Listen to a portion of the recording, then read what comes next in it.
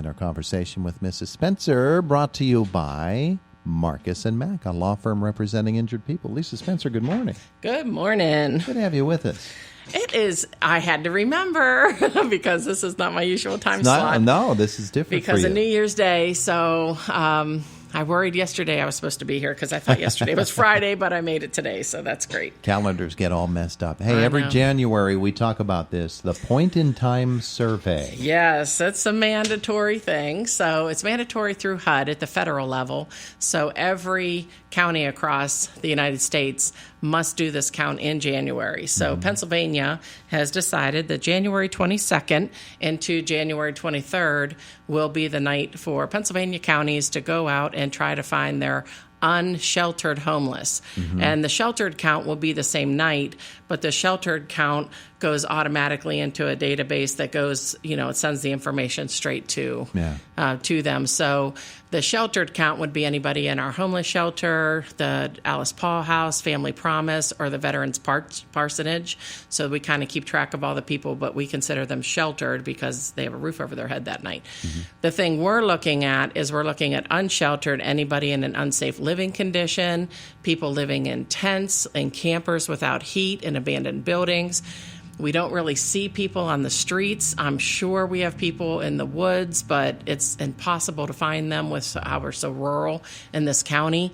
I feel very, very certain we have people living in cars and parking lots, possibly out at, some of the bigger stores like Walmart, So the push is to try to figure out how to help people get into housing. So that night, Sheriff Fyock and I will be out and about like we always are. We're usually out for many hours, and we canvass anywhere that we send over. We send so many inventories out to police stations and churches and fire departments and municipal building counties, and we just send all this out, and they send back to us if they've seen anybody who might be in need of help, and we compile that, and Sheriff Fyock and I go out to all those places to make sure. Now, if we know of somebody ahead of time, we ask the state police to do a drive-by for us, like a wellness check for us, just to make sure, because, of course, we don't want to wait until January 22nd. Yeah.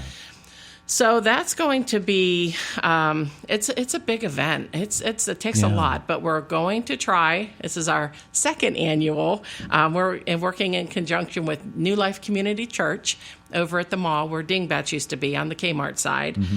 So we're going to do our second Come and Be Counted event on Wednesday, January 22nd in the evening from 4:30 to 6:30. So last year, we were able to have 3 people walk in who decided they would like some help, and a community member actually had come in as well, worried about somebody in the community. So, so we're hoping that the word's getting around, and but this is so great, to have a collaboration with New Life Community Church, because their church is at the mall and it's on the bus route too. Yeah. So if that was our thinking, to go, where could people actually go that there might be bus routes?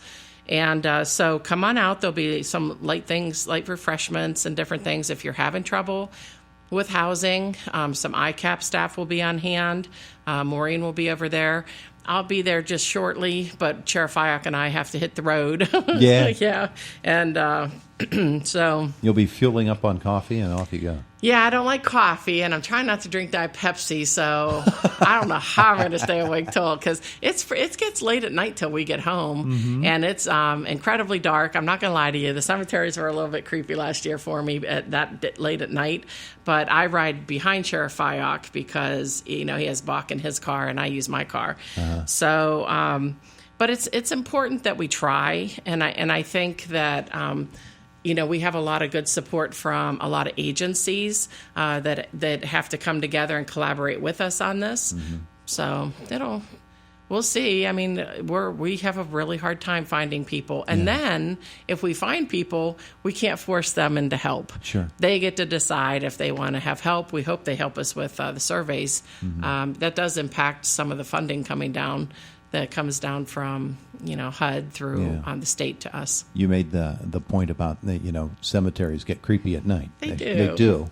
But what it does is it points out to us that there are places where people are staying at night that we might not consider. Yes. We might not have thought of that. But a Yes. cemetery is a quiet, dark place at night where nobody's going to bother you. Right. And so they'll go there. We think the typical or the stereotype view, homeless person living in a box somewhere, living under a bridge somewhere to have something over their heads. Exactly. Doesn't happen so much around here, Right. but it doesn't mean we don't have people who are suffering and who are struggling and need some help. Right. And I think the cemeteries are a good place because it is quiet and nobody seems to want to go in there and bother anyone. But we did get reports that people were in cemeteries last year. So we had gone through two cemeteries here in town and one down in near Robinson. And that was a car. I think somebody was sleeping in their car down at the other one, so that somebody had noticed.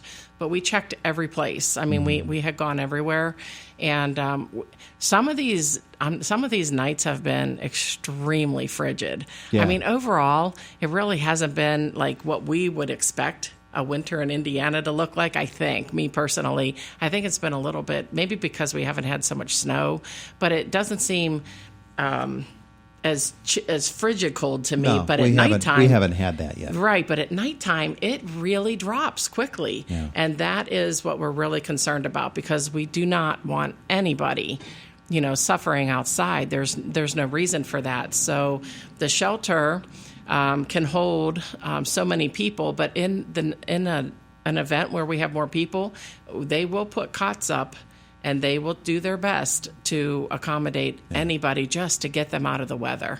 In a normal January, we're going to have 4 or 5, 6 or 7 nights of below zero temperatures. Yes. And we haven't had that yet this year. But certainly people need help. There are services available to them.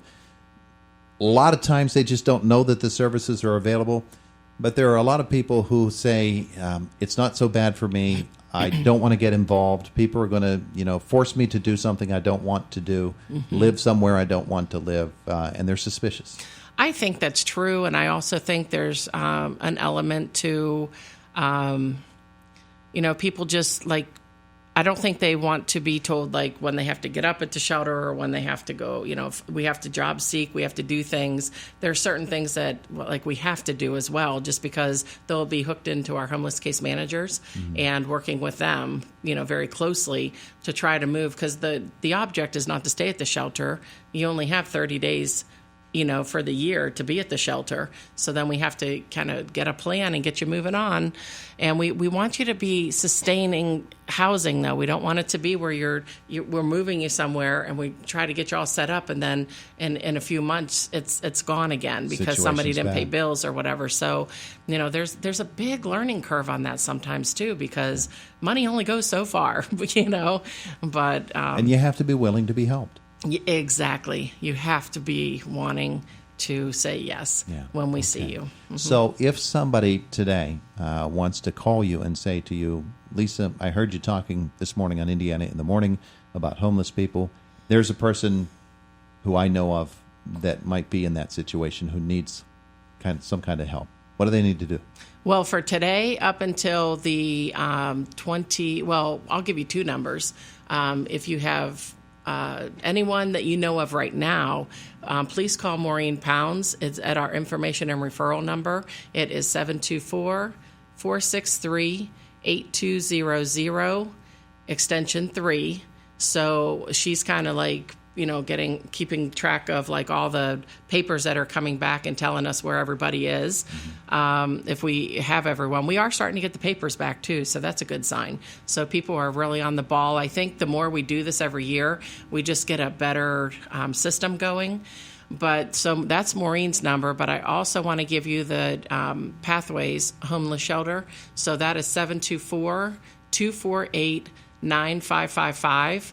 And that is located down in Blacklick. Very good. Yep. Lisa Spencer, Indiana County's Department of Human Services. Thank you. Can I say one more thing? You can. Okay, it doesn't have anything to do with the point in time, but just a note for parents. This is really important. I was driving through town today, and it was very dark. It was about it must have been about 6:40, and I was coming through town, and the kids were dressed in dark clothing from head to toe, crossing the street, and that's very scary. So Yeah. I want to give a shout out to all the parents to make sure that your kids have some kind of reflective clothing or a light clothing that the headlights can see, because I was driving slowly, but I couldn't believe how many kids I couldn't see until I got up to the crosswalk. So that's just a safety announcement. There you go. Well, I almost hit a woman who was jogging in the darkness in an early morning here in Indiana a couple of years ago. Very scary. In all black clothing. Yes. With a black hood up over her head. And she was into the intersection as I was making the turn before I ever saw her.